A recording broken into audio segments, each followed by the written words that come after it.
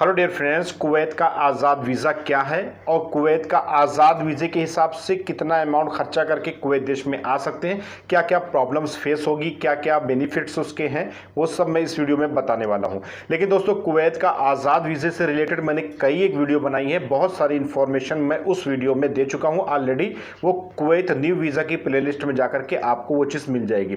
लेकिन कुवैत का आज़ाद वीज़ा अगर आपको चाहिए तो यार उसके लिए ना कि जैसे देखो, दो कैटेगरी होती है, एक शूर की, एक 20 रकम की। यानी कि 20 रकम मतलब कि 20 नंबर की, यानी खादिम वीज़ा में। खादिम वीज़ा आज़ाद नहीं होता है, फिलहाल आपको मैं बता दूं, ये प्रोहिबिटेड है, यानी कि ये एक तरीके से ममनून है। आपके ऊपर डिपेंड करता है, आपके कफील के ऊपर डिपेंड करता है वो कैसे काम कराता है, लेकिन कहीं भी पकड़े जाते हो उसमें दिक्कत होती है। शून का जो आज़ाद वीज़ा होता है भाई, वो सब बहुत महंगा मिलता है। मैं तो कहता हूँ अगर इतना ही रुपया लगाना है तो फिलहाल इंडिया में कुछ ना कुछ करो तो ज़्यादा बेहतर है। लेकिन अगर इंसान सोच चुका है नहीं मैं कुवैत में आकर करूँगा, या आपके पास कोई हुनर है, उस हुनर के हिसाब से आप इस चीज़ में आना चाहते हो तो मोस्ट वेलकम, आप आओ। मैंने कैटेगरी वाइज आपके आज़ाद वीज़े की कैटेगरी वाइज मैंने कुवैत न्यू वीज़ा की प्लेलिस्ट में बहुत सारी चीज़ें मेंशन कर रखी है, आप डिटेल पूरी ले सकते हो। लेकिन कुवैत का आज़ाद वीज़ा जो होता है ना, वो दो कैटेगरी, जैसे मैंने अभी आपको बताया। पहली कैटेगरी बहुत ज़्यादा महंगी है, मैं सजेशन नहीं दूंगा, उसको आप फॉलो करो। दूसरी कैटेगरी ये है कि आप किसी भी कफील के अंडर में आते हो, जब आपसे वो बोलता है कि आप बाहर काम करो, मुझसे मतलब नहीं ना, मैं सैलरी नहीं दूंगा, मैं आपसे काम नहीं कराऊंगा, आपकी मर्जी है, बाहर रहो, बाहर खाओ, बाहर कमाओ, तो ऐसी कंडीशन में उसे आज़ाद बोलते हैं। एक तो ये कैटेगरी हो जाती है कि कफील आपको आज़ाद कर दे, इसे कहते हैं आज़ाद, फ्रीडम, फ्री होकर के किसी के अंडर में काम ना करो, उसे बोलते हैं आज़ाद। समझ गए आप। इसके अलावा दूसरी कैटेगरी इसी 20 नंबर में है कि वो ये है कि कफील जो होते हैं ना कि भाई पैसा लेकर के आपका अकामा लगा देते हैं, यानी कि सिविल आईडी साल 2 साल के लिए लगा देते हैं। अब उस साल 2 साल में सिविल आईडी कुवैत का आपका एक्सपायर हो जाता है, तो यहाँ एक्सपायरी आदमी तो रहते तो हैं, लेकिन वो सब बहुत झेलते परेशान होते हैं। लेकिन लीगल तौर पर अगर आप एक्सपायर सिविल आईडी को रिन्यूअल कराएंगे तो फिर उसी कफील के पास जाना पड़ेगा जिसने आपका सिविल आईडी यानी कि इकामा लगाया था। तो ऐसी कंडीशन में उस कफील को आपसे कोई मतलब नहीं होता, आप कहाँ जा रहे हो, क्या खा रहे हो, क्या पी रहे हो, क्या काम कर रहे हो। वह उसने आपको एक अथॉरिटी दे दी कुवैत में लीगल रूप में रहने की 2 साल की। अब आप कौन सा काम करते हो ये एक अलग का टॉपिक है, ये एक सिस्टम अलग है। लेकिन अभी मैं कैटेगरी वाइज बात आपसे करूंगा, उसमें धीरे धीरे आपको सब चीज़ समझाता चलूंगा। तो कुवैत का अगर आज़ाद वीज़ा है इस कैटेगरी में, तो आपको कफील से रिलेटेड मैंने 2 टॉपिक बता दिया। और भी मोर इन्फॉर्मेशन के लिए कुवैत न्यू वीज़ा की प्ले लिस्ट में जाएंगे तो मिलेगी आपको। लेकिन यहाँ पर भी आप कुछ ना कुछ सीख के जाओगे और नॉलेज ज़रूर लेगे, जो कि आपको कहीं नहीं मिलने वाली है। तो कुवैत का आज़ाद वीज़ा इन 2 कैटेगरी में हो गया। लेकिन अभी क्या ना, पिछले करीबन 6 महीने से इतनी ज़्यादा चेकिंग चल रही, इतनी ज़्यादा चेकिंग चल रही है कि भाई साहब कितने लोग तो इंडिया पहुंच गए, कितने लोगों का फिंगर हो गया, कितने लोग लाइन में लगे हुए हैं और कितने लोग जा सकते हैं, और जो बचे हुए हैं वह छुप छुपा के अपना काम कोई सूरत से कर रहे हैं फिलहाल। क्योंकि चेकिंग जो होती है यहाँ पर आए दिन चला करती है। मैं भी काफ़ी दिनों से कुवैत में हूँ, मुझे पता है कि कब कब चेकिंग चलती है। लेकिन इस चेकिंग के दौरान कभी कभी तेज़ी से चलती, कभी कभी धीमे से चलती है। वो एक अलग का सिस्टम होता है, ये कब कौन आदमी पकड़ा जाता है। अब इसमें पकड़ा क्यों जाता है? क्योंकि आपका कफील आपको सिविल आईडी दी है, आपका सिविल आईडी एक्सपायर नहीं ना, रिन्यूअल है, सब कुछ कागज़ मजबूत है। लेकिन क्या है ना कि पकड़ता क्यों है आपको? दरअसल मेरा है खादिम वीज़ा, तो खादिम वीज़े के तहत 20 नंबर वीज़े के तहत आपको अथॉरिटी है काम करने की, सिर्फ हाउस में, घर में, कफील के घर में आप काम करो। हाँ, अगर उसी 20 नंबर में कई एक कैटेगरी, कई एक जॉब आती है, उसमें से एक जॉब है आपकी ड्राइवर सेक्टर की, तो ड्राइवर तो भाई घर में भी काम करेगा, बाहर भी जाएगा, तो ऐसी कंडीशन में वो सेफ रहता है क्योंकि वो गाड़ी चला रहा होता। अब भाई कोई अगर ड्राइवर है और गाड़ी चला रहा है तो गाड़ी नहीं चलाएगा तो क्या करेगा? तो ऐसी जगह पर वो सेफ बचा रहता है। लेकिन बहुत से लोग ड्राइवर तो होते नहीं ना, ड्राइवर लाइसेंस होता नहीं ना, तो जो ड्राइवर होते हैं वो तो उनके लिए सेफ सिस्टम है कि काम कर सकते हो। क्योंकि अगर आपका 20 नंबर है, ड्राइवर हो, तो आपको कोई बोलने वाला नहीं ना, क्योंकि ऑलरेडी आप गाड़ी से चला रहे हो, कोई गलत तो काम कर नहीं रहे हो। लेकिन बहुत से लोग जो होते हैं ना भाई, किसी शॉप पर यानी कि बकाले पर, किसी न किसी ऐसी जॉब पर काम कर रहे होते हैं जो उनके वीज़े से अपोजिट होता है। तो वो ऐसी प्रक्रिया में जब वो देखते हैं कि ये तो भाई यहाँ काम कर रहा, तो यहाँ पे तो शून की अथॉरिटी है, शून के लोग के यानी कि शून वीज़ा वाले जो है काम कर सकते हैं, तो 20 नंबर वाला कहाँ आ गया।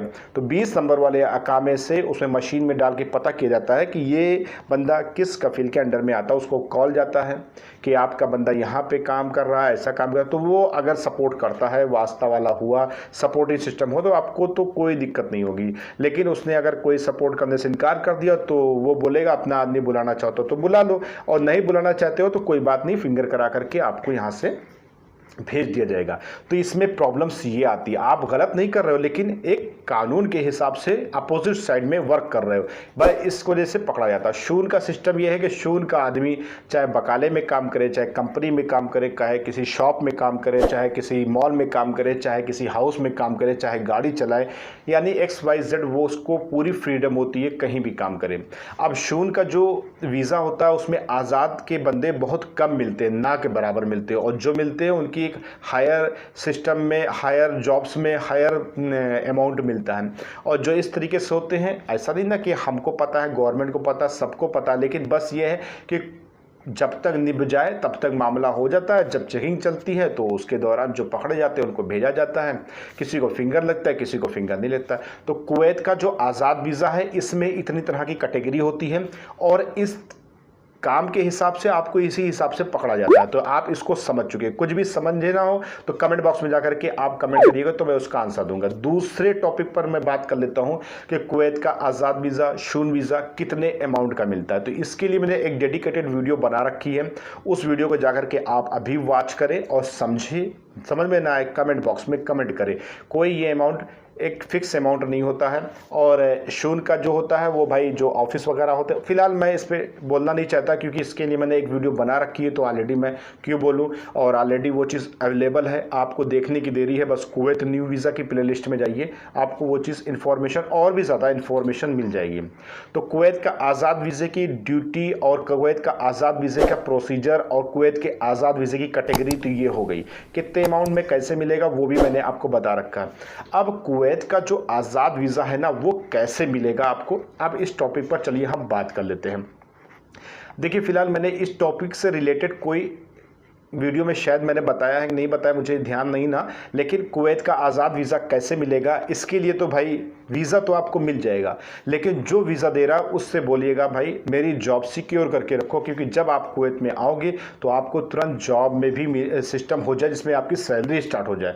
ऐसा ना हो कुवैत का आज़ाद वीज़ा मिल गया फिर आप यहाँ पर आओ फिर काम ढूंढो। अगर आपको इस तरीके से आना है तो आपको अपनी इंग्लिश स्पीकिंग पर ध्यान देना पड़ेगा।